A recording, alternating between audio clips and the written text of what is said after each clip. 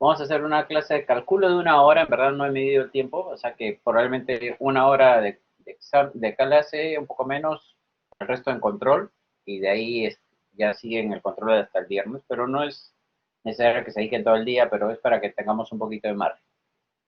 Bueno, empezamos puntuales, con un mínimo, pero igual empezamos. Cualquier duda, pregunta, me interrumpen nomás con el micro porque somos pocos, no nos vamos a atropellar. Y hola, Verónica, y cualquier cosa me van comentando. Entonces, básicamente solamente va a ser actualidad, pero de contrabando en la actualidad vamos a poner algunos temas. Lo primero es un tema pendiente que dejamos cuando vimos la crisis asiática. Y, y como he visto que los temas que haríamos en una clase extra, ya fuera de cronograma, fuera de evaluación y todo, son varios, quiero aprovechar mejor para ponerles ahora este tema. Lo que vimos la clase de la crisis, durante la clase de la crisis asiática es que hay ataques especulativos en contra de una moneda doméstica, es decir, contra el baht tailandés, contra el won coreano, la rupia indonesia, el ringgit de Malasia. Entonces, pero también hay ataques a favor de una moneda. ¿Cuándo es un ataque a favor de una moneda? Cuando yo espero que esa moneda se aprecie. Por ejemplo, imaginémonos un caso extremo de que yo creo que el sol se va a apreciar hasta 2 soles por dólar. ¿Qué haría? Mi dólar entra, compra 3.6 dólares, ¿no? Hoy día. Ya, imaginémonos que yo espero que el dólar se pierda valor hasta tal punto que el dólar se cambie por un sol 80, ¿ya? Un caso extremo, ¿no? O sea, que el sol se fortalezca 50%, si no me equivoco. Entonces, ¿qué pasa? Yo compro hoy día, traigo 100 dólares, compro 360 soles. Espero que el sol se aprecie y de ahí, en lugar de comprar 100 dólares, voy a comprar 200 dólares, ¿no es cierto? Entonces, se puede apostar a favor de una moneda. Entonces, es diferente, obviamente, al ataque especulativo en contra, pero tiene una lógica, es como invertir la lógica. Entonces, eso lo debí ver con ustedes durante la crisis de tercera generación, que ese es el tema que estaba pendiente. Entonces, ahí lo trato. Para ello, un artículo bastante didáctico de América Economía del 2004, más o menos, cuando se esperaba que el yuan se aprecie, dice lo siguiente: lluvia de dinero, en China luchan contra un ataque especulativo. El capital volátil, es decir, el capital de corto plazo, el que es más procíclico, el que entra y sale con facilidad, no para de entrar a la espera de una valorización del yuan. Es decir, que el yuan se aprecia. Entonces, que yo quiero tener la plata en la moneda que va a ganar valor, es decir, yuanes, para que una vez que el yuan, como repito, meto mis dólares, compro un montón de yuanes porque el yuan está barato y después voy a vender mis yuanes y comprar dólares cuando el yuan ya haya ganado valor. Voy a ganar por el diferencial del tipo de cambio, ¿no? Asumo que me están siguiendo. Acá está, miren, en este momento por acá es cuando se esperaba que China aprecie su moneda. Esta es la depreciación de los años 93, 94, justo un poquito, 94 si no me equivoco, coincide con la pérdida de competitividad del sudeste asiático, porque justo, acuérdense, Japón y China deprecian su moneda y al depreciar su moneda le quitan competitividad a los países de Asia emergente. Les envié el solucionario, ¿no? Del trabajo, sí, sí, ¿no? Uy, ya me olvidé. No, sí, juraría que les envió. O ya lo hice. Sí, ¿no? Ah, ya sí. Gracias, Ana María. Ya a esta edad uno se asusta de esos olvidos. Gracias. Entonces, ahí están, hice el ejercicio de Argentina con Estados Unidos. Bueno, entonces, volviendo al tema, el yuan se esperaba que se aprecie por acá, justo por acá es que hacen los especuladores el ataque. Y como ven, sí, al final el yuan se aprecia, pero lo vamos a ver con más detalle por qué. Miren, sobre la evidencia tan clara, es decir, en esta época, si Trump hubiera sido presidente en esta época, obviamente que estaría diciendo que el yuan estaba manipulado, porque miren, el superávit de cuenta corriente de China, hasta 10% del PBI. Entonces, ¿qué es el superávit en cuenta corriente? Que estoy vendiendo más de lo que compro, está entrando a mi economía un montón de divisas, están entrando dólares.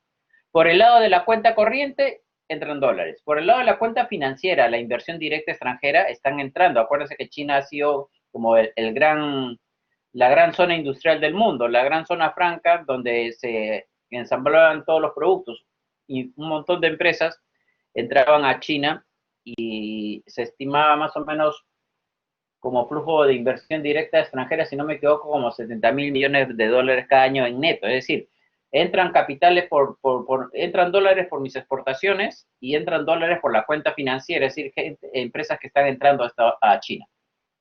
Con tantos dólares, ¿cuál es la evidencia de que el gobierno está controlando el tipo de cambio? Este es un gráfico bastante didáctico. Miren acá, el tipo de cambio fijo, con tantos dólares entrando, la única forma que el dólar no se deprecie o el yuan se aprecie es que las autoridades chinas, ante tanta abundancia de dólares, compran dólares para evitar que el dólar pierda valor y a la vez, cuando compran dólares, inyectan yuanes para que haya oferta de yuanes y el yuan pierda el valor que debía haber ganado. Más o menos. Entonces, acá es una zona bien clara de que había tipo de cambio bastante manipulado, por decir, usar un término que utiliza Estados Unidos para decir a aquellos países que están controlando, entre comillas, artificialmente el tipo de cambio. Entonces, le voy a poner el mismo artículo, el de América Economía, decía lo siguiente. Frente a la apuesta unánime del mercado de que todavía la nueva paridad cambiaria del país no se sostendrá, el Banco Popular de China sacó a relucir un arma clásica en este tipo de duelo, la voz. Buenas, Camila, Natalie, perdón. Para asustar a los especuladores, el presidente del ente emisor, Zhou Ziyang, que hasta hace poco fue presidente del Banco Central chino, usó una metáfora particularmente angustiante. Una tasa de cambio es como un colchón de espuma, dijo al periódico chino People's Daily. Si el especulador quiere entrar a la fuerza, reaccionaré con suavidad, pero sin dejar que me golpee. Y cuando quiera desistir, lo voy a pellizcar y solo lo dejaré salir después de que haya perdido una capa de su pellejo. En términos macroeconómicos no sé bien qué significa, pero se ve que no le gustan mucho los capitales especulativos. O sea, el Banco Central está diciendo que no quiere entrar a capitales especulativos. Y acá viene algo bien importante. Con el dinero esquivando los controles, el flujo de ingresos, que no es inversión directa, es decir, esos flujos estables como la inversión directa, la que va a las zonas francas, la inversión directa de Apple, por ejemplo, en el delta del río Perla, donde hay un montón de inversión directa extranjera para industria de ensamblaje, entre otros. El flujo de ingresos que no es inversión directa extranjera, es decir, más o menos se puede sospechar que son capitales especulativos, saltó de niveles negativos, es decir, habían salida de capitales desde el inicio de la apertura a más de 60.000 millones en el 2003 y 80.000 millones en el 2004. ¿Qué quiere decir eso? Que por esa época los capitales especulativos eran tan importantes como flujos, como los flujos de inversión directa extranjera, que iban alrededor de 70.000 millones de dólares. El volumen de compras de reservas por el Banco Central en el primer semestre de 2005 está en 100.000 millones de dólares, es decir, 50% por encima de lo registrado el año anterior. Y los analistas prevén que la valorización de julio, etcétera, etcétera. Entonces, miren, esto es lo que estamos viendo. Miren, la compra de dólares del Banco Central para evitar que el dólar pierda el valor y que el yuan gane valor, es decir, que el yuan se aprecie. Entonces, una cosa importante es en el segundo, a ver, déjame ver. Sí, en el segundo párrafo, en el tercer párrafo dice que el dinero esquivando los controles. Acá también es importante notar que los controles pueden ser eficaces por un tiempo, sobre todo, por ejemplo, en los países de América Latina, donde en los 90 en muchos países se quitaron los controles, sería más difícil implementarlos nuevamente. Pero en China, que no se han quitado los controles a los capitales especulativos, todavía permanecen. ¿Cómo creen, por ejemplo, que un especulador puede entrar al mercado chino si hay control de capitales? Alguien, a ver, si sueltan, esta sí es una en Mila, porque si no la han escuchado antes no tienen por qué saberlo.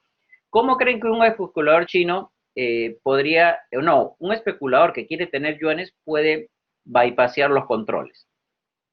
Un punto en el cuarto control si alguien se acerca a la pregunta.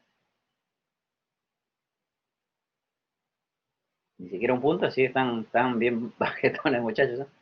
Con un medio punto lo despertaba, ahora con un punto nada. Si quieren también usan el micro.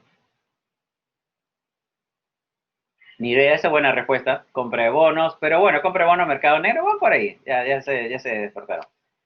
Ni idea también vale, Adela, me parece muy claro porque en verdad puede ser compra, pero la cosa es cómo meto la plata. Yo podría comprar bonos, pero ¿cómo entran los yenes, los yuanes? Acá viene un pequeño truco, una pequeña trampa que les demuestra un poco que los controles de capitales con un poco de ingenio normalmente se pueden bypassear, se pueden evitar. Miren, imaginémonos que Adele es una exportadora china y yo soy un especulador norteamericano. Adele me vende 100 millones de dólares por exportaciones y yo le digo a Adele, ya, dame 100 millones de dólares, claro, me vas a vender 100 millones de tu producto, pero ¿qué tal si me sobrevalúas tus exportaciones? Y me lo vendes a 200 millones de dólares. Entonces, Adel me vende 100 millones de dólares y va a recibir en exportaciones y va a recibir los 100 de sus ingresos, pero ella va a sobrevalorar como 200. ¿Para qué?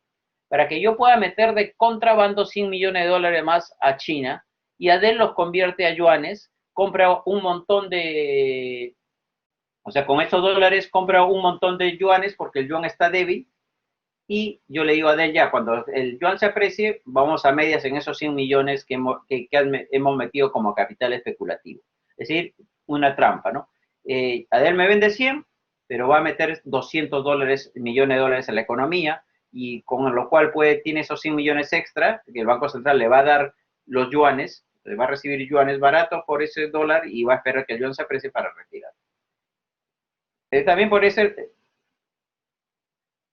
exactamente, es sobrevalorar las exportaciones. No sé si puede ser sobrevalorando el precio unitario o no sé cómo se sobrefacturará, pero es un mecanismo, tanto así es el mecanismo, Luis, digo, que a veces sale el dato de exportaciones y no es confiable porque tú no sabes en qué momento China, por ejemplo, octubre contra octubre, pero octubre del año pasado estaban sobrevalorando porque las exportaciones, entonces esas variaciones en términos macro ya no se conocen bien. Entonces, puedes sobrevalorar exportaciones para que entren dólares en la economía o puedes subvalorar las importaciones. Y es una forma, es como inflar los precios, como dice Luis Diego, o el valor o los precios, las cosas que Adela ha podido entrar y recibir 100 millones de dólares más a la economía sobre texto de exportaciones que no se han dado para que Adel reciba los yuanes baratos. Me van a dar un montón de yuanes por esos 100 dólares que he entrado. Y ya tengo la posición larga en yuanes, ¿no?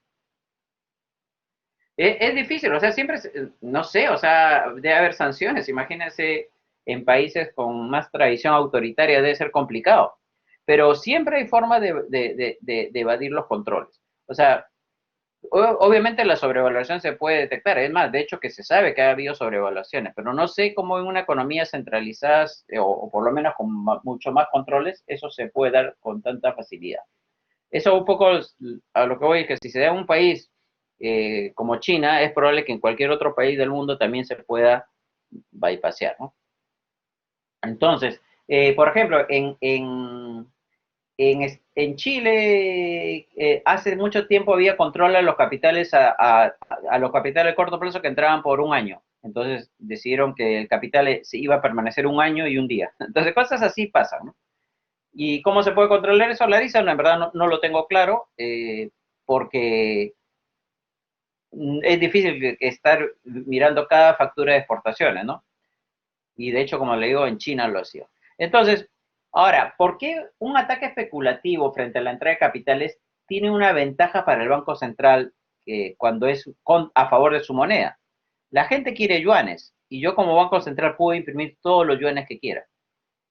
Entonces, es una ventaja, como dice en el cuarto párrafo, China tiene poder de fuego para hacer durar la pelea indefinidamente.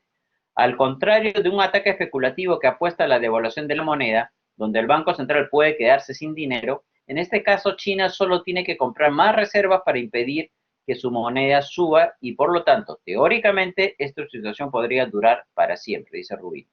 Oye, obviamente que no está para siempre, porque si los chinos empiezan a comprar dólares, inyectan yuanes y pueden generar inflación, burbuja de activos, no hay lonche gratis, como ustedes saben. Lo que pasa es que en esa época justo China tenía riesgos de deflación y había liberalizado su mercado comercial, había bajado aranceles, entonces había poca inflación por los bienes transables y había sobreinversión, entonces no había muchas presiones inflacionarias. Entonces China pudo que, frente a la demanda por yuanes de los especuladores, los chinos ofrecían yuanes. ¿Cómo ofrecían yuanes? Comprando los dólares que estaban entrando, ¿no? Por un tiempo se puede hacer porque los yuanes se pueden imprimir indefinidamente en tanto la inflación lo permita. Esto es muy diferente a las crisis de primera generación de América Latina o la crisis de la libra esterlina, donde lo que la gente quería eran divisas, marcos alemanes, francos suizos, dólares norteamericanos, ¿no? Eso es diferente. Cuando te piden la divisa, nosotros no podemos imprimir dólares, ¿no? Entonces, no tenemos que sacar de las reservas internacionales, que sí es un saldo. Es un saldo de cómo un banco central obtiene reservas internacionales, por ejemplo, de las compras que hace el Banco Central en el mercado cambiario, de los encajes que pone a los depósitos de moneda extranjera, de los depósitos que pone el gobierno en el Banco Central. Entonces, frente a un ataque especulativo que aumenta la demanda no por moneda extranjera, sino por la moneda doméstica, lo que se puede dar es una reducción de tasa de interés, que sería obviamente expansivo. Esa economía, por ejemplo, si China bajaba tasa de interés en un contexto de que estaba creciendo 10%, podría ser inflacionario, tiene un costo, ¿no? Reducir tasa cuando estás creciendo es tan contraproducente como subir tasa cuando estás en recesión, ¿no? Como ven, acá se ve todo, pero al revés. Apreciación, revaluación es deflacionario. China estaba con baja inflación, podía no necesariamente ser conveniente, pero te puede ayudar cuando tienes inflación alta. Puedes comprar dólares, que también inyectas liquidez, hasta cierto punto aguantas, y o controla la entrada de capitales, que es lo que hacía China, pero se lo estaban bypassando, ¿no? ¿Alguna pregunta hasta ahí? Al final, como ven, China termina apreciando su moneda, como ven acá, viene la crisis financiera y otra vez se estabiliza. Y el yuan estaba alrededor de 8.3 yuanes por dólar, el tipo de cambio, ahora está en 6.6, sostenidamente se ha estado apreciando este año. Otro punto que quería tratar, Cortés, es Turquía.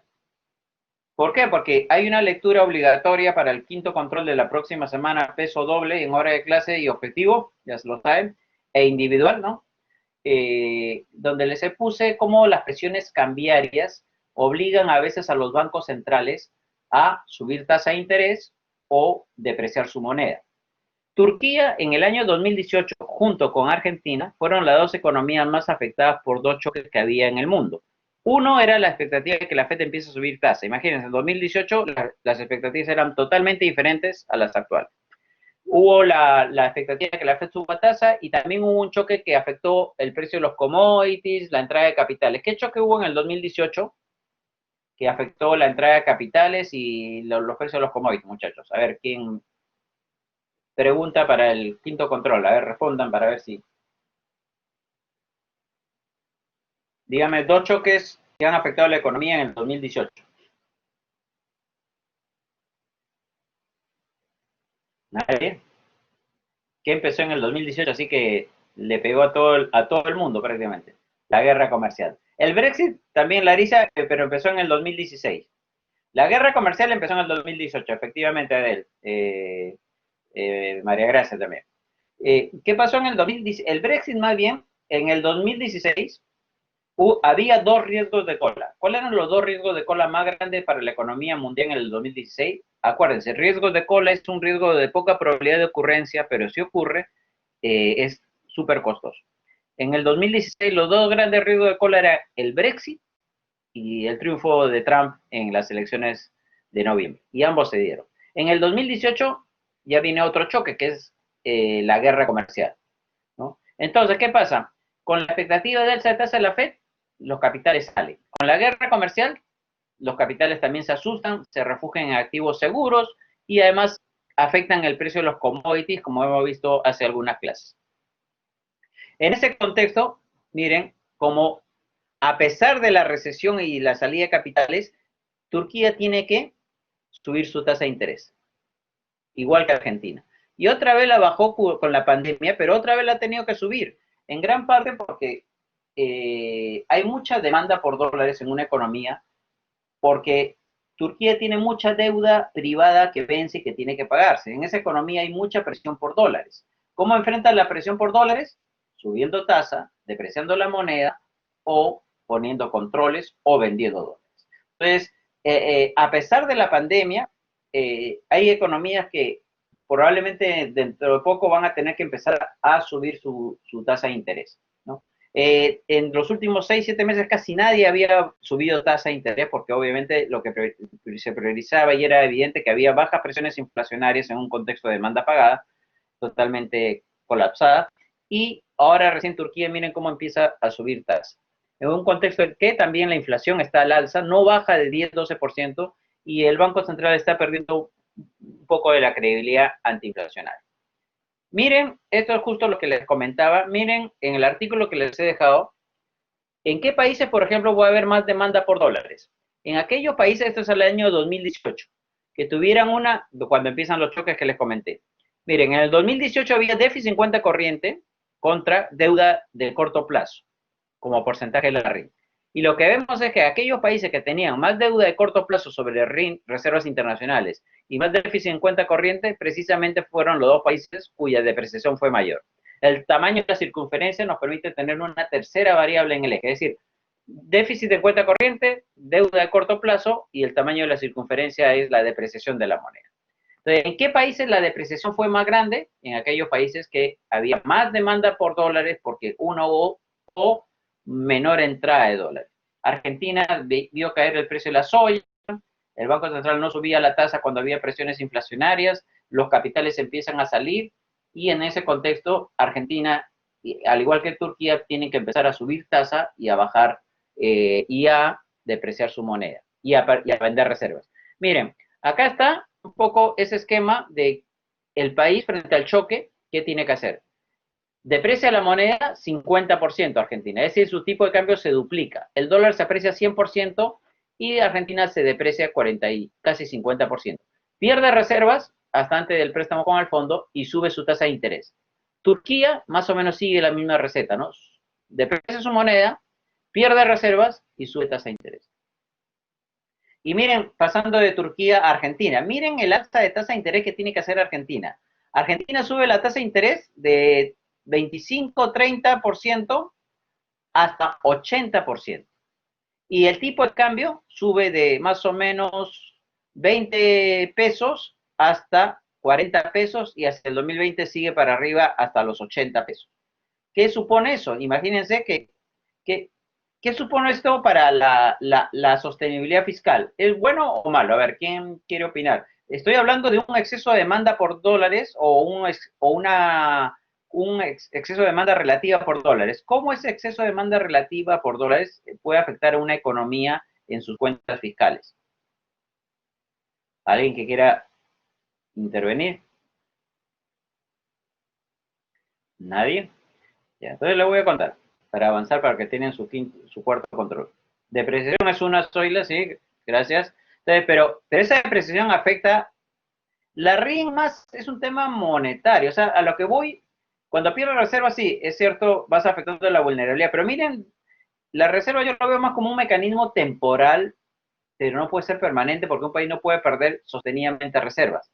Entonces, aumento de tasas es el otro, efectivamente, esos son los que, perdón, me moví mucho, espérense, no se asusten todo lo que falta. A ver, acá.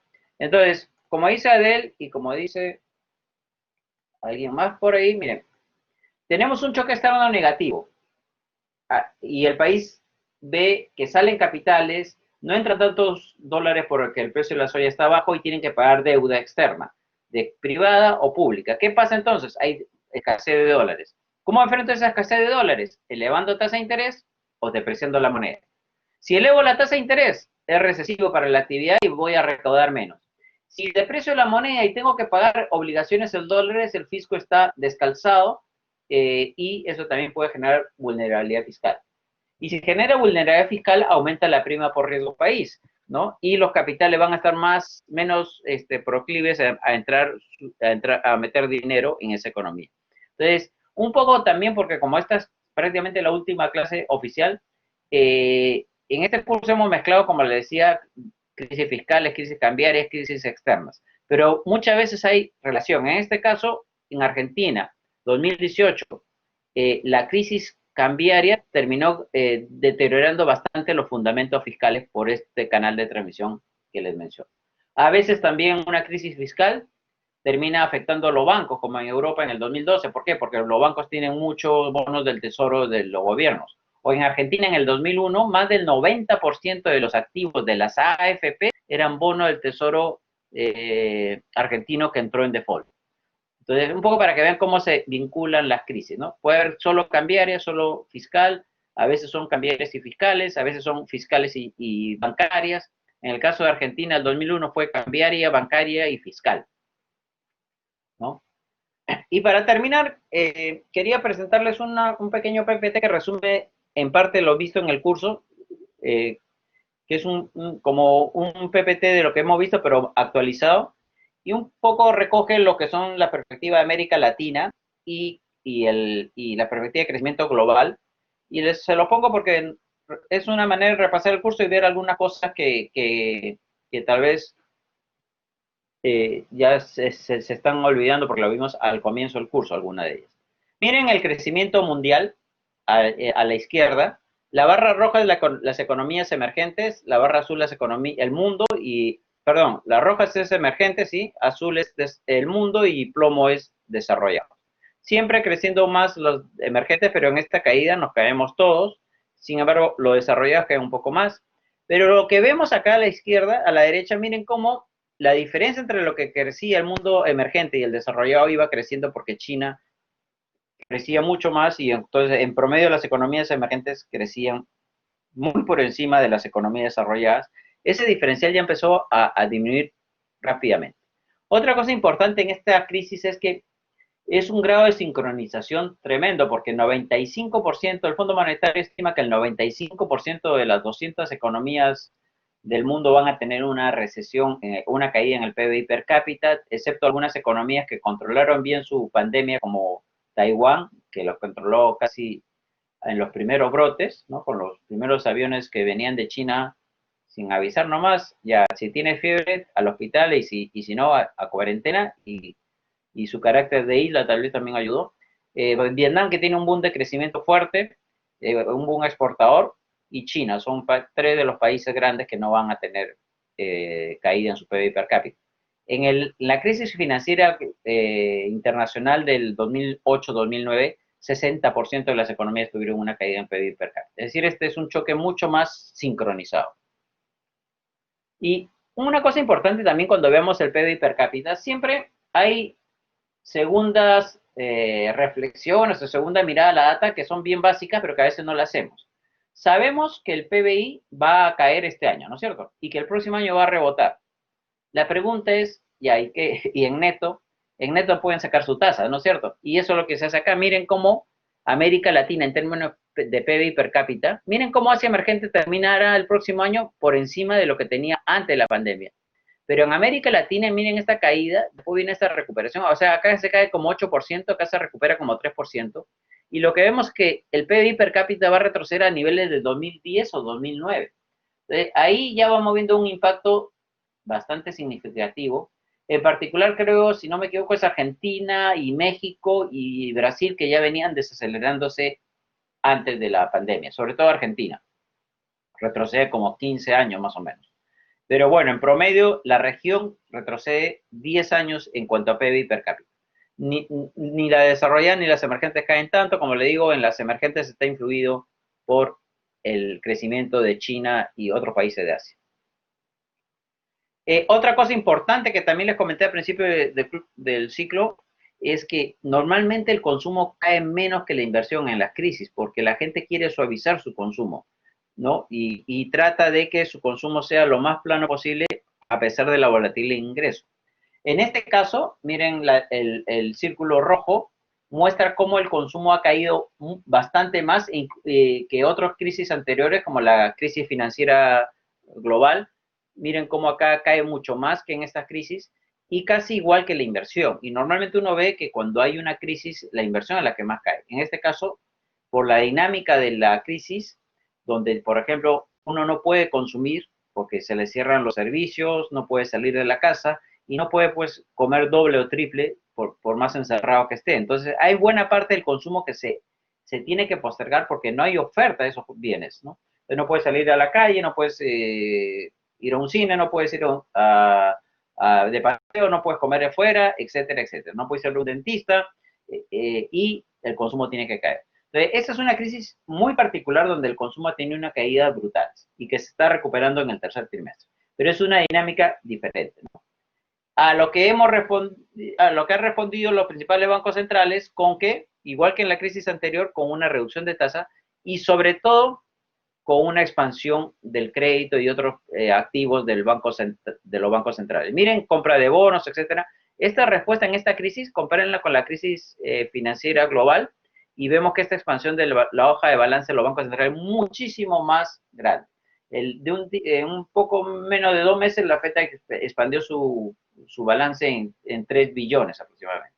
Entonces, hay más liquidez sobre la ya abundante liquidez que había previo a la pandemia, porque miren, esta es la crisis, miren dónde estaba el tamaño del balance de la FED, acá, perdón, miren cómo se expandió. Ah, perdón, acá la línea negra, no sé qué es. Ah, es el total, creo. Disculpen, me olvidé poner, acá se me comieron, y el negro es Japón, ¿eh? Y este es Estados Unidos. Igual Estados Unidos tiene una expansión bien grande de su balance, el de Japón es mucho más, pero todos los países tienen una pendiente mucho más empinada acá que durante la crisis financiera. Acá me faltaron Japón y Reino Unido, perdón. En los ejes. También la política fiscal es expansiva. Miren a la derecha cómo el nivel de deuda, es decir, a raíz de los déficits, el nivel de deuda de las economías desarrolladas va a llegar a niveles mayores incluso que los vistos a fines de la Segunda Guerra Mundial. Y los emergentes seguimos para arriba en 65% del PBI. Esos son los saldos. No interrumpan tanto, muchachos. Esto es lo que el cuadrito que le gusta a Sebastián. Miren, en la gran crisis financiera, o sea, hubo política monetaria y fiscal rápida, mucho más rápido que en la crisis de subprime. Acuérdense que en la crisis subprime, Lehman Brothers quiebra en septiembre del 2018 y recién 2 meses después se aprueba en el Senado, en el Congreso, todo el paquete fiscal. Es decir, hubo 2 meses de alta volatilidad, como ven acá, ¿no? 50 días en que el VIX permaneció por encima de 50, alcanzó un nivel máximo de 81 y ahí bajó, y acá llegó a un nivel de 83, pero bajó mucho más rápidamente. En ese contexto es que el dólar esta vez se deprecia mucho más rápido que lo que pasó con la crisis financiera. Y eso nos va a interesar. Otro riesgo que hay hoy día es que rebrote el COVID. De hecho, que ya está rebrotando en Europa, pero ese riesgo en parte se compensa por el desarrollo de la vacuna. El Fondo Monetario, miren cómo asume un escenario donde el rebrote sigue todo el próximo año, los desarrollos de la vacuna se frustran, aunque cada vez eso es menos probable, y la gente ya no hace caso a la medida de restricción social de movilización, el PBI caería casi 3 puntos respecto al escenario base, crecería 2. En los deseados, el PBI caería en puntos porcentuales menos que lo que caería en puntos porcentuales el PBI respecto al escenario base, ¿no? Respecto a un escenario central.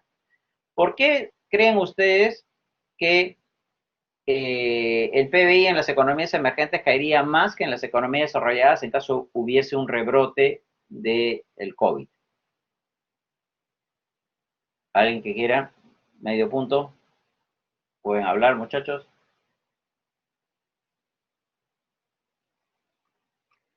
Podría ser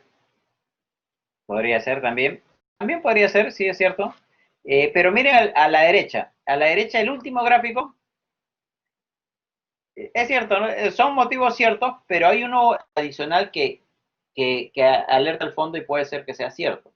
Que no tenemos ahorita las economías emergentes tanto margen de respuesta fiscal, a pesar de que tenemos menor nivel de deuda, el mercado no va a tolerar mucho más endeudamiento de las economías emergentes.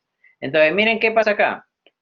Esto es la diferencia en tasa de crecimiento entre un escenario base y un escenario de riesgo. Pero acá viene el nivel del PBI, cómo estaría el nivel del PBI respecto al escenario base, y lo que vemos que el aislamiento social afectaría la economía mundial y haría que el PBI en el 2021 tuviera como 5 puntos menos respecto al escenario base. ¿Qué compensa eso? La barra negra, que es política fiscal. Es decir, el Fondo Monetario asume que frente a una pandemia, las economías desarrolladas, a pesar del mayor endeudamiento, todavía van a tener más margen de política fiscal que no van a tener las economías emergentes, y por eso esta diferencia, ¿no? Y lo interesante esto es, no es, esto es el nivel del PBI respecto al escenario base. Estas son las tasas de crecimiento. Entonces, lo que dice el Fondo Monetario es que en el 2021, si viene el rebrote, va a caer el PBI en esta magnitud respecto al escenario base por el distanciamiento social, pero eso va a ir revirtiéndose y va a rebotar, tanto que al final de 2025 el efecto de la pandemia va a ser casi nulo sobre el crecimiento acumulado al 2025. Y lo que estima el Fondo Monetario con un modelo que no conozco, que se llama el modelo de G20, es que lo que va a quedar permanente más bien son lo que se conoce como scarring o cicatrices, es decir, factores de ya permanentes, menor productividad, menor capacidad instalada, etc. Y ojo que estos grafiquitos que se ven tan bonitos como que yo los hubiera hecho, yo los he hecho porque la base, los cuadros del Fondo Monetario te presentan el Excel para hacerlos, ¿no? Entonces, eso es lo interesante. Toda la publicación del Fondo Monetario, todos los cuadros y gráficos que presenta el Fondo Monetario y sus reportes, los puede uno, puede bajar el Excel para hacer los gráficos. Tiene el Excel al costado. Entonces, estos grafiquitos tan bonitos, en verdad son del Fondo Monetario. ¿Qué factores de riesgo hay para el crecimiento mundial aparte del COVID? Y esto es importante para su quinto control, muchachos. Yo le dije que le voy a dar un par de fijas, ¿no? Ya, la fija es esta. Esta es una de las fijas. La otra sí la van a tener que averiguar el próximo jueves. Miren, ¿hay un rebrote del COVID o hay una corrección al precio activo? Imaginémonos cualquiera de esos dos escenarios. Sobre todo este me parece que va a ser más claro. Que imagínense que la bolsa cae, que cae el precio de las viviendas, etc. ¿Qué va a pasar? Va a haber acá debe ser, perdón, caída en el precio, la brecha de producto, es decir, hay menos producto observado respecto al potencial, va a haber presiones deflacionarias, acá tiene que ser caída, ahora lo voy a corregir. Los precios empiezan a caer, si se perpetúa esta tendencia y los agentes creen que va a haber inflación negativa y se genera expectativas de deflación, ahí viene el riesgo. ¿Por qué? Porque la gente posterga consumo, paga deudas, sobre todo si la inflación es negativa y están altamente endeudados, van a pagar deudas y miren cómo se perpetúa este ciclo. ¿Y por qué van a pagar deudas? Porque justo hoy en día la gente está mucho más endeudada, sobre todo después de la pandemia, que las empresas han recibido apoyo financiero de los bancos con recursos de los bancos centrales. Entonces, si viene un rebrote o caen los precios de los activos, la gente altamente endeudada va a estar más propensa a pagar deudas y a postergar consumo. ¿Qué países tienen estos riesgos? Por ejemplo, que tengan alto precio de activos, que tenga alto endeudamiento las empresas y las familias, o que tengan riesgos de deflación. Miren estos tres puntos, esto y esto. Y en el gráfico siguiente lo vemos. ¿La eurozona tiene Estados Unidos tiene posible sobrevaluación de activos? Puede que sí, ¿no? Porque si vemos esta tendencia, es bien impresionante cómo ha subido la bolsa. No digo que necesariamente vaya a haber, pero si hacemos un checklist de en dónde se pueden corregir los precios, hay más consenso que en Europa, en Estados Unidos es más probable. ¿Dónde está el siguiente factor? Presiones deflacionarias y expectativas de deflación. Estas son las encuestas, perdón, me olvidé de poner acá, eurozona, Estados Unidos, la inflación es un poquito más alta, la expectativa. En Europa sí hay expectativas de baja inflación y verde sospecharán que es Japón. Japón hay expectativas de inflación baja. ¿La gente está altamente endeudada? Sí, el mundo, miren cómo están los hogares endeudados, pero más estables porque como el consumo ha caído, no se han endeudado tanto. Las empresas financieras en este año, miren cómo han subido su endeudamiento. Este es un pedacito de 2020 nomás. Y las empresas no financieras también. Entonces, hay alto endeudamiento, hay alto endeudamiento, hay presiones deflacionarias y hay y posible corrección de precio de activos. Estos factores están presentes en más de una economía. Entonces, ¿cómo nos pega la recesión? Como ven, es un poco de recapitulación de todo, buena parte del curso. ¿Cómo nos pega esta pandemia a América Latina? Primero, a diferencia de la crisis financiera global, donde el choque vino de afuera porque quebraron los bancos de inversión de Estados Unidos, ¿no? Y después se recesa todo el mundo. Esta vez la pandemia es un choque doméstico. O sea, claro, el virus vino de otro lado, pero a la hora de la hora el choque es doméstico. Es un choque doméstico simultáneo en 200 economías del mundo, ¿no? Entonces, eso discrepa de lo que han sido las crisis anteriores. Es un choque bien diferente. Pero la pandemia hace que el mundo entre en recesión y empieza a haber, obviamente, también un choque externo negativo, exportamos menos, salen capitales, pero acá viene la historia que también hemos visto. Como el mundo hace políticas monetarias expansivas y se inyecta un montón de dólares, aumenta, se deprecia el dólar y, y lleva a una recuperación del precio de los commodities. Si eso suma que el COVID generó problemas porque los trabajadores se contagiaban y no se podía producir en las minas, lo que vemos es que los precios de los commodities suben rápidamente. En cambio, los capitales deberían entrar, porque si hay mucha liquidez en el mundo, deben entrar. ¿De qué depende que los capitales entren? De que no haya aumento en la aversión al riesgo. Más o menos, muchachos, estoy hablando para alguien, ¿sí? ¿Están despiertos? Jimena, sí, sí, sí, ya, perfecto, gracias. Dice, ya, no. ¿Ese era un sí o un no? ¿Ah? Ya, ahora sí. Gracias, ya. Entonces, seguimos. Y miren cómo esta parte es interesante. Acá, cómo suben los precios de los commodities. Cómo en la pandemia, en la crisis financiera global, el precio parten del mismo nivel, digamos, base 100, y durante la crisis financiera, cómo caen los precios de los commodities y se mueren en recuperarse. El cobre hoy día, también pongo esto porque lo iba a poner en la parte de actualidad, pero hoy día el cobre está altísimo, el nivel más alto en 7 años, si no me equivoco, a fines del 2013, está en 3.30. Entonces miren qué rápido se recuperó el precio del cobre en esta crisis. A pesar de que la caída del producto es mucho mayor, el precio ha caído mucho menos. En el petróleo, a pesar de que llegó a un nivel de negativo el precio, cosa que podemos tratarlo en la clase extra, como un precio puede llegar a niveles negativos. ¿Ah? ¿Por qué caían los precios inicialmente? Bueno, viene la crisis y obviamente hay pánico, ¿no? Y hay recesión. Los precios caen rápido porque con la crisis, acá es la crisis de Lehman Brothers, la línea celeste, y los precios siguen cayendo incluso muchos meses después de que quiebra Lehman Brothers, ¿no? En cambio, acá caen, obviamente, una vez que hay una evidencia que la economía se va a recesar y de hecho se empieza a hacer la medida de aislamiento social, obviamente que los precios caen porque hay una menor demanda, ¿no? Y encima se liquidan posiciones no comerciales en commodities, etcétera, etcétera. El petróleo también cae, como le digo, hasta niveles negativos, pero después se recupera. Y la soya también, para que vean, todos los commodities de América Latina han tenido un comportamiento parecido. ¿Por qué? ¿Por qué el precio del cobre, por ejemplo, ha subido más? Miren a la derecha, a la izquierda. La manufactura, por ejemplo, no ha caído tanto como en la crisis financiera global. Y la manufactura es lo que más demanda commodities. Servicios es lo que más ha caído en esta oportunidad. Entonces los servicios son menos intensivos.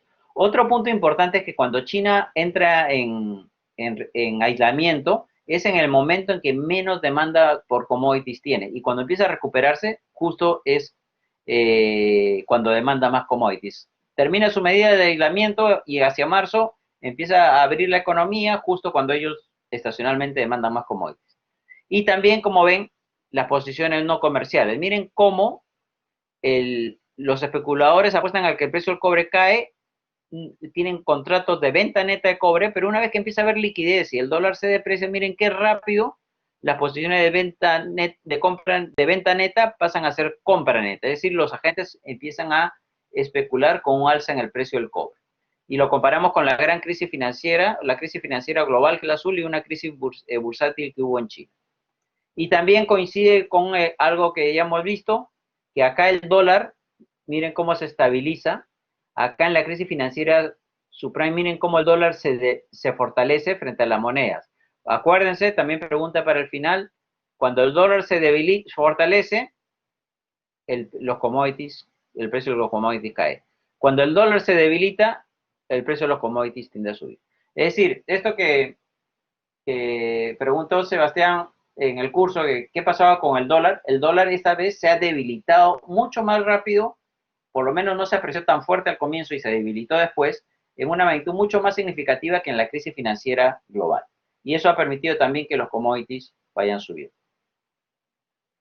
También los capitales, miren la barra negra, caen inicialmente los capitales cuando hay una evidencia que la pandemia es global y hay un pánico en los mercados, pero conforme la aversión al riesgo baja, los capitales regresan, a diferencia de lo observado en la crisis financiera global o cuando la Fed esperaba que subieran tasas en el 2015. Y acá están la entrada de capitales, miren esta salida neta de capitales, ¿se acuerdan el más 30 y el menos 30? ¿Se acuerdan? Más 10, más 20, más 30 y después menos 30. ¿Se acuerdan de la clase de la crisis asiática? Pues estos capitales que habían entrado hasta por acá salen de golpe, pero después empiezan a regresar con la abundante liquidez. ¿Por qué no entran tanto? Porque siguen las tensiones entre Estados Unidos y China, rebrote del COVID, el ciclo electoral en Estados Unidos, y es probable que ahora más bien vuelvan a entrar si es que el rebrote del COVID se controla y la vacuna sigue desarrollándose. Y ya no hay tantas tensiones políticas en Estados Unidos. Ya casi para terminar esta parte, entonces en ese contexto, miren cómo la barra celeste refleja cómo la moneda doméstica se depreciaron hasta mediados de marzo. Esta es una forma bonita de expresar la evolución de una variable. La barra celeste muestra la evolución hasta fines de marzo, cuando la moneda se debilitaba por el choque. Después de que la Fed anuncie sus medidas, miren cómo cambia la tendencia. Y la barra azul muestra la evolución de las monedas entre el 23 de marzo al 10 de noviembre. Y vemos que las monedas se fortalecen casi todas, excepto Argentina, que estuvo negociando su deuda y otros problemas. Miren cómo el peso mexicano cae y después se fortalece y en neto casi no pasa nada. Perú igual. No, Perú también. En Perú. Bueno, puede ser también el ciclo político acá. En Chile sí se deprecia y se fortalece. Colombia se deprecia y se fortalece. México se deprecia y se fortalece. Las bolsas también caen inicialmente hasta mediados de marzo, fines de marzo, pero después se recuperan e incluso revierten las caídas iniciales para tranquilidad de los que tenemos fondo de pensiones. También los rendimientos de los bonos inicialmente suben, que es la barra celeste, y después caen. Es decir, al principio se deshacen de los bonos, cae el precio de los bonos, sube el rendimiento y la figura inversa se da a partir de abril. Entonces, ¿qué pasa? Viene un super choque negativo, pero se revierte rápidamente. A pesar de esa reversión, América Latina cae 8% este año, según estima el fondo, y se va a recuperar solamente casi 4% el próximo. Con lo que les dije, regresa a los niveles de 2009, cosa que nos deja en posición relativa bastante favorable si lo comparamos con otras economías emergentes. Sin embargo, como ven acá, miren acá la barra naranja, es el eje el nivel de actividad, eje derecho, y que refleja cómo la actividad se está recuperando. ¿En línea con qué? Con que las restricciones a la movilidad social se empiezan a disminuirse, ¿no? Entonces, en todos los países lo que se ha visto es que la actividad toca a fondo cuando hay máximas restricciones a la movilidad y después, conforme las restricciones a la movilidad se relajan, los gobiernos hacen políticas fiscales expansivas, los bancos centrales política monetaria expansiva, y el mundo se empieza a recuperar, la actividad económica empieza a mejorar. Eso es casi en todos los países. El único país de América Latina, ahí está, si me lo responden en un minuto, se ganan algo. El que me responda, ¿qué país de América Latina es el único que tiene un nivel de PBI de América del Sur? Bueno, América Latina en general, digamos, o América del Sur. ¿Qué país de América del Sur creen que tiene un nivel de actividad hoy en día, a septiembre por lo menos, que es el último dato disponible, superior al nivel previo a la pandemia? A ver, Argentina, Brasil, Bolivia, Colombia, Chile, Ecuador. Uruguay, ven, Juan Antonio Lucien. Ya, empate, técnico ya. Medio punto para los. Sí, Uruguay. No, ¿quién ha dicho Uruguay? Uruguay, sí, Diego y Lucien. No, Colombia sí ha caído más. ¿Por qué Uruguay? Porque en Uruguay casi no ha habido pandemia. En verdad, efecto bajo, y además que Uruguay ya venía desacelerando. Entonces, febrero lo agarra ya abajo a Uruguay. Entonces, si comparamos contra febrero, y Luis Diego y Luciano, ¿no? Sí, Uruguay es el país que es curioso, pero sí coincide con Costa Rica. Son los dos países, y esto da pie a una reflexión, ya que han estado la semana pasada de reflexión, muchachos, son los dos países con más institucionalidad, mejor, según, como que a pesar de que no han tenido grandes crisis, su sector público, su sistema de salud, toda la parte más allá de la estabilidad macro en la cual estamos bien, esa segunda parte de las reformas pendientes, Uruguay y Costa Rica son países que tienen mucho mejor sistema sanitario y son los países que han controlado mucho mejor la pandemia, ¿no? O sea, la fortaleza macro es una parte, ¿no? Es esa caricatura que sale que la fortaleza macro es como el salvavidas que lanzamos, el bono que emitimos y que nos dio, por ejemplo, en el caso peruano, 3.000 millones, ¿no? Otros países también emitieron deuda. Esa es la parte macro, que el mundo crea que este es un país que se puede endeudar y te compra tu bono a tasa baja. Hasta ahí llega la macro, hasta donde entiendo yo. De ahí la parte segunda es que las sepas usar bien, tengas una buena focalización.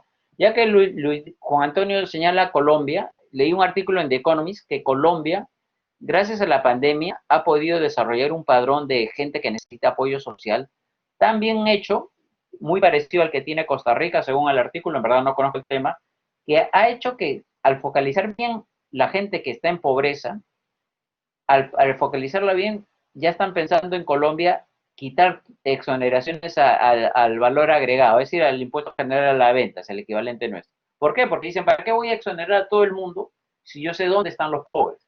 ¿No? Y eso es lo que aparentemente en Colombia en enero van a discutir eso.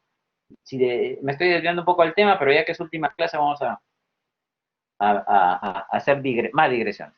Entonces, en Colombia se está pensando eliminar exoneraciones al IVA.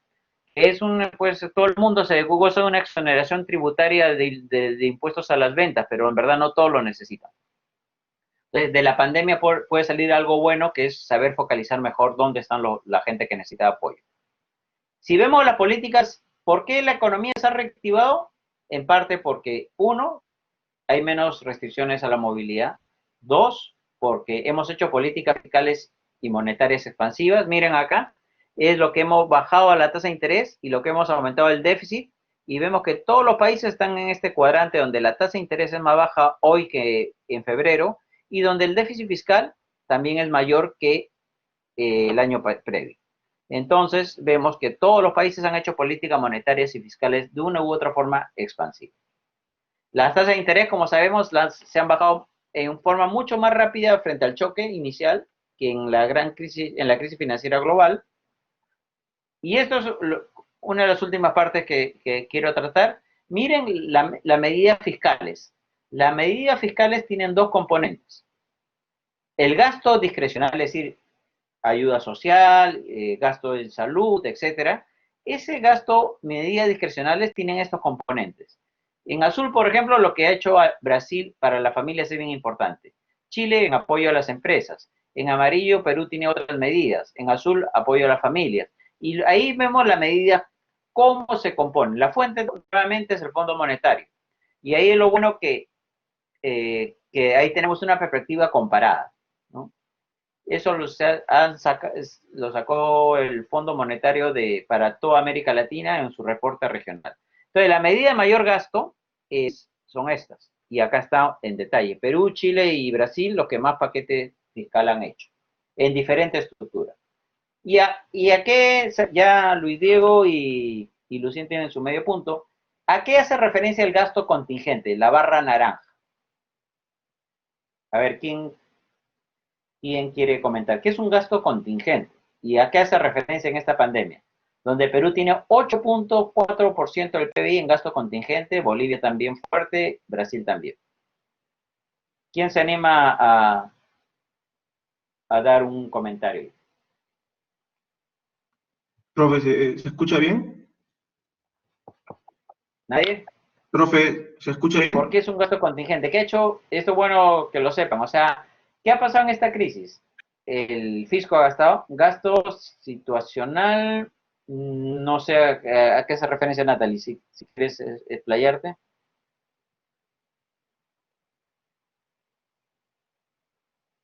Eh, alguien por la coyuntura del COVID? No, eso ya está en la medida discrecional, Natalie. Contingente es algo que se puede dar o no se puede dar. No exactamente, Juan Antonio. Es una emergencia, pero no va por donde tú creo que lo quieres enfocar. A ver, por default, esa es la respuesta. No sé si, sí, esa debe ser la respuesta. Creo que sí, el término de default es exacto. No creo que haya una otra interpretación. Sin medio puntito, Larisa. ¿Qué es el gasto contingente? Miren, para que los bancos presten, o sea, el Banco Central pone un montón de plata en líneas para que las empresas, los bancos presten a empresas. Es una medida de salvataje para evitar que la cadena de pagos colapse. No te vas a preocupar tanto si esta empresa va a sobrevivir o no, te interesa que todavía pague salario, que se mantenga viva. Es un momento casi desesperado. Repito lo que dijo Piero Gessi. Lo más responsable en estos momentos es ser irresponsable, es decir, ayuda a las empresas ahorita, préstales. Y entonces, el Banco Central le da una línea de crédito a tasa bajísima, no sé, casi cero, a los bancos comerciales. Los bancos comerciales, ¿cómo te aseguras que van a prestar bajo? Primero, porque se están fondeando barato el Banco Central. Pero segundo, porque ahí entra el Ministerio de Hacienda, el Ministerio de Economía de los países, dicen, ese préstamo que va a dar el Banco Comercial con recursos del Banco Central va a estar garantizado por mi Ministerio de Economía y Finanzas. ¿No es cierto? Entonces, si por ahí la empresa no paga, el gobierno va a tener que garantizar ese préstamo. ¿Para qué hace el gobierno esa acción bastante fuerte, dramática, digamos? Porque quiere que los bancos presten a tasas bajas. Entonces, la única forma hay dos formas por las cuales el banco comercial va a prestar barato. Una, porque se fondea barato el Banco Central, y otra, porque el crédito está garantizado por el ministerio. Entonces, así te aseguras que la plata llegue barata y los bancos no estén tan reacios a prestar, ¿no? Eso es el Reactiva Perú, ¿no? Que es lo que también han hecho en otros países. ¿Alguna pregunta hasta ahí? ¿Ninguna? Bueno, y entonces eso es lo que se ve. Miren, el crédito aumenta, esta es la variación anual a empresas. Cae en las familias el crédito, ¿por qué? Porque las familias ahorita no se están endeudando. Las familias lo que están haciendo es tratando de pagar deudas, recibiendo, contrayendo su consumo y recibiendo apoyo del Estado. Entonces, las familias son un agente que ahorita probablemente están ahorrando plata, porque tienen menos ingresos, pero tienen menos consumo y tienen apoyo. Entonces, los que está yéndose la plata, esto es un promedio de los 5 países de América Latina, Brasil, México, Perú, Colombia y Chile, el crédito básicamente está yendo a empresas porque la demanda va por ahí. La familia no demandan ahorita porque ha caído su ingreso, pero también está cayendo su consumo. Y bueno, acá hay algunos factores de riesgo y con eso terminamos. Entonces, esta es la última clase. Ahorita empezamos el quinto control, ahorita los cuelgo y el cuarto control. La próxima semana es el quinto control, peso doble, con lecturas, con algunas preguntas avisadas. Y ahí y la lectura que cuelgue hasta mañana. Que si me he olvidado colgar varias, no voy a colgarlas todas, es falta mía. Pero si cuelgo alguna más ahorita es porque probablemente les va a ayudar a entender las clases. Es decir, va a ser como un material de complemento a lo que hemos visto en los PPTs. ¿Ya? Hasta la lectura que cuelgue hoy o mañana, hasta ahí entra el examen. ¿Alguna pregunta está ahí, muchachos?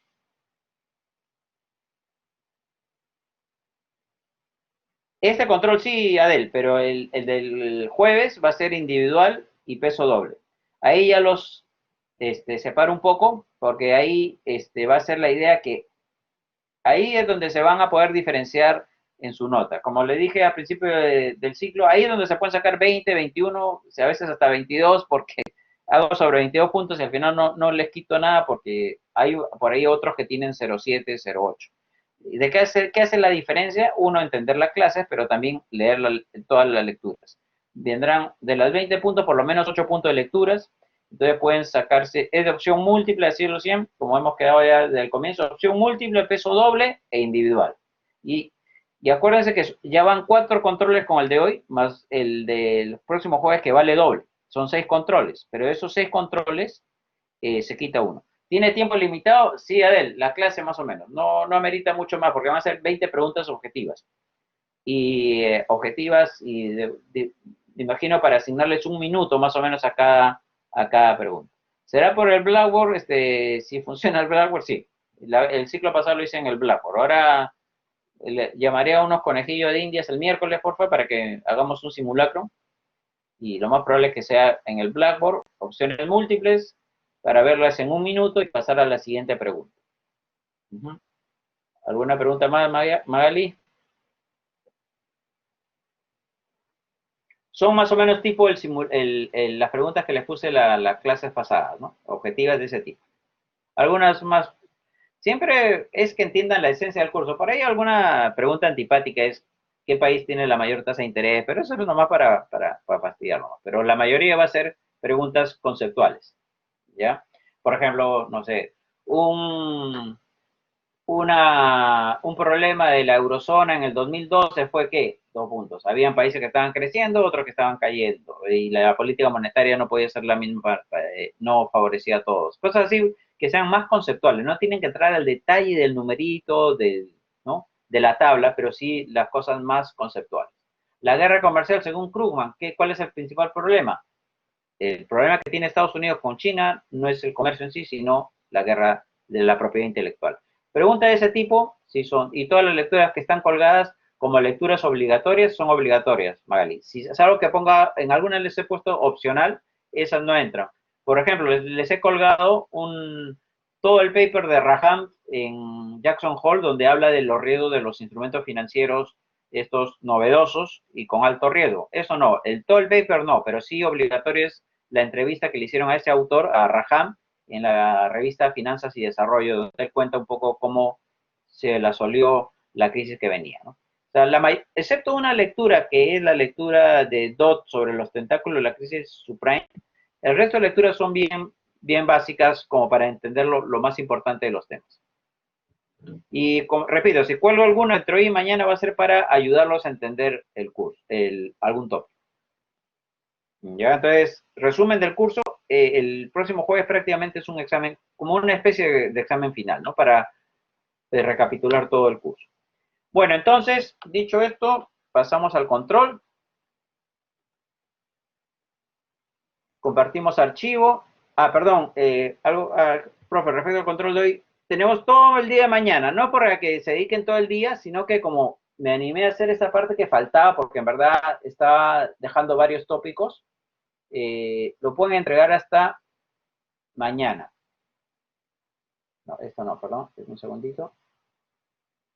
Ahorita cargo, espérense. Sí, entonces hasta mañana, hasta las 12 de la noche. No más porque tampoco amerita. Acá está. No, perdón. Miren que no encuentro dónde está mi control. Un segundo. Me suele pasar. ¿Dónde puso el control? A ver, un segundo, muchachos. Lo acabo de hacer. A ver, un segundo voy a buscar en el Blackboard. A ver, acá está. Sí, qué raro está. Y ahorita se los grabo. Cuarto control, a ver. ¿Lo pueden ver todavía? No. Y ahorita les comparto plataforma. Un segundito. A ver, un segundo. Compartir pantalla.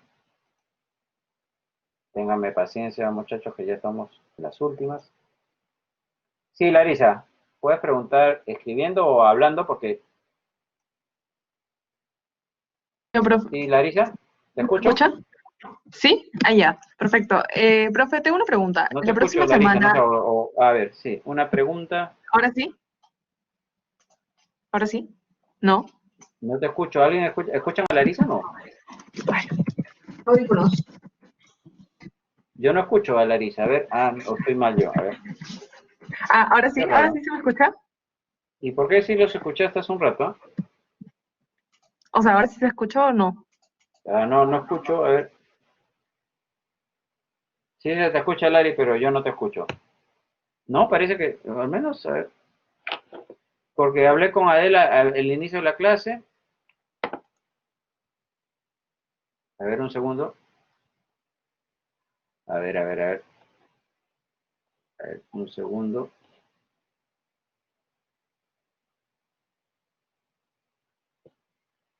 Déjame ver.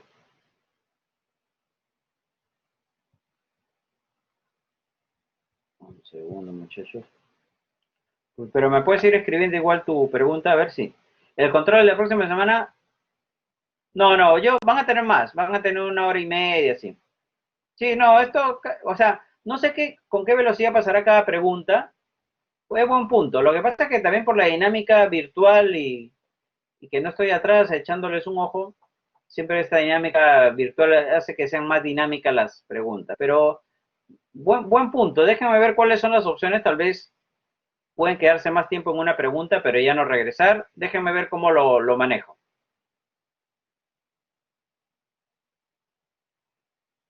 Ah, ya. Mejor todas en una hoja. Ya. ¿Cómo fastidia, Mali? Vamos, déjame pensar cómo es eso ya. Para poder, regresar y chequear.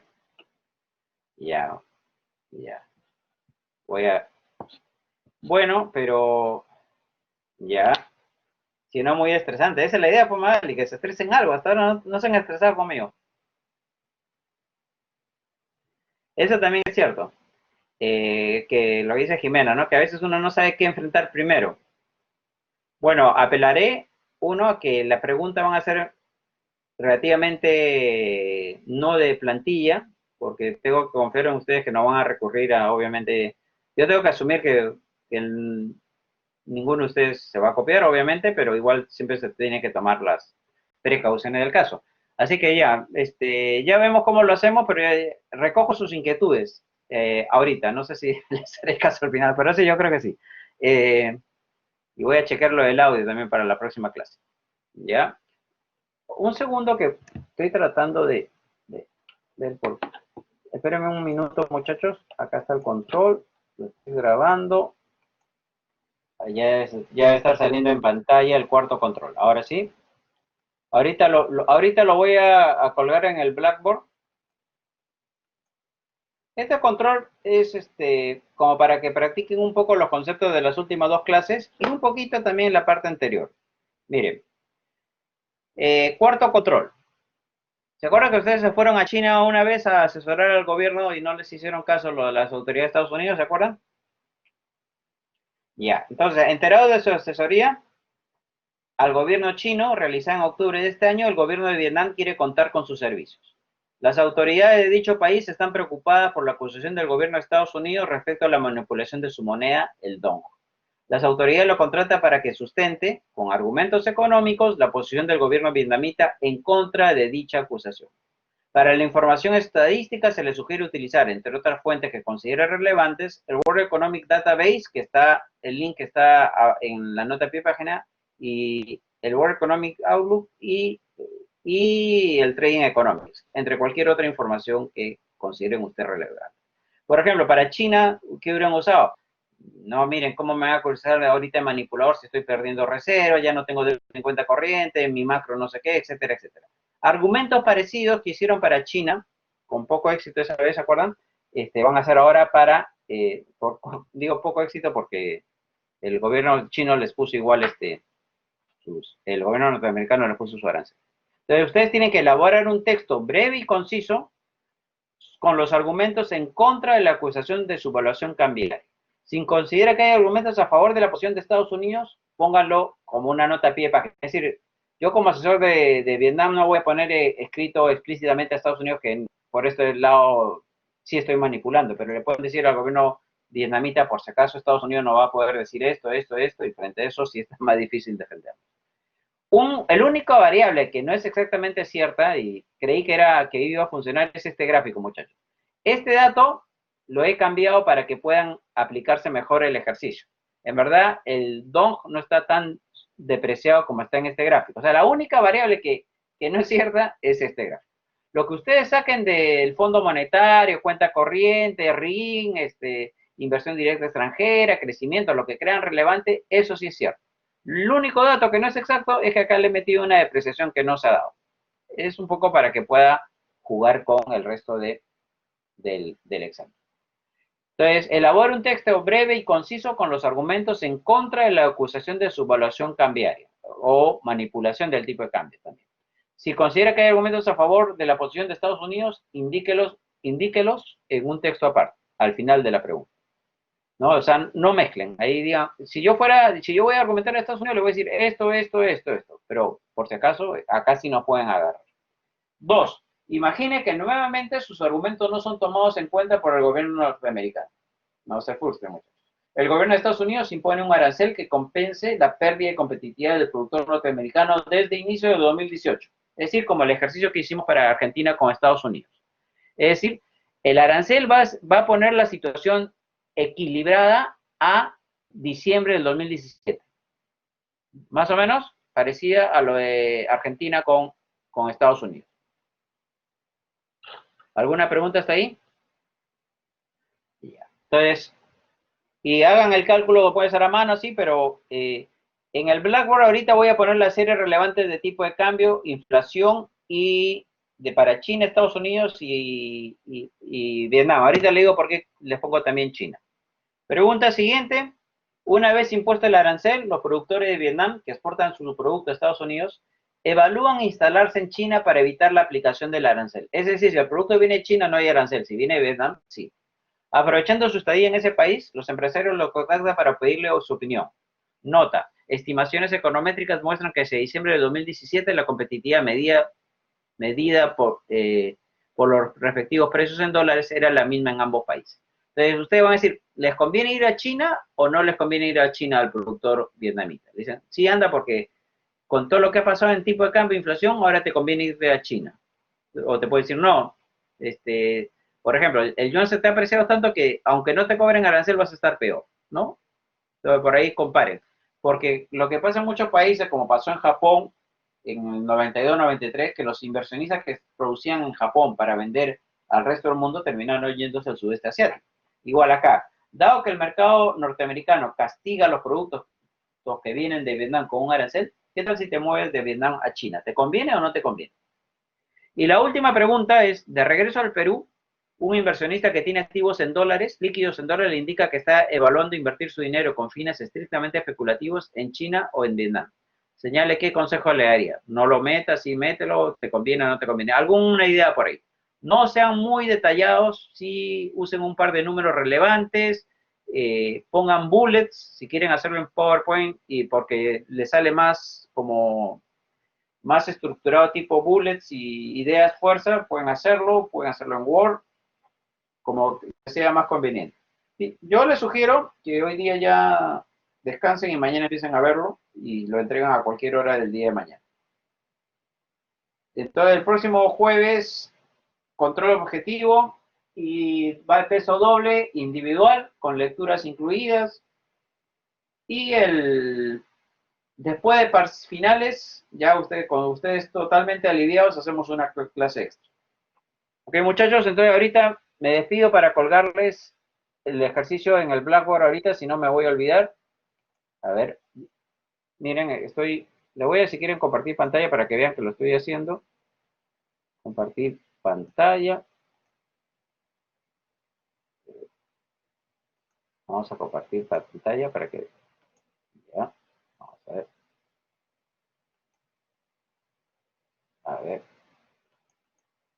Vamos a ver si puedo. Voy a empezar a grabarles ahorita en tópicos, miren, hay una pestaña que se llama, una pestaña en el Blackboard que se va a llamar Control 4. Ahí está yendo la data, ya está la data, y ahorita voy a poner el control. Control 4 es una pestaña que se llama Control 4, tiene el control propiamente dicho y la base en Excel que hemos estado hablando. Entonces, ya está colgado.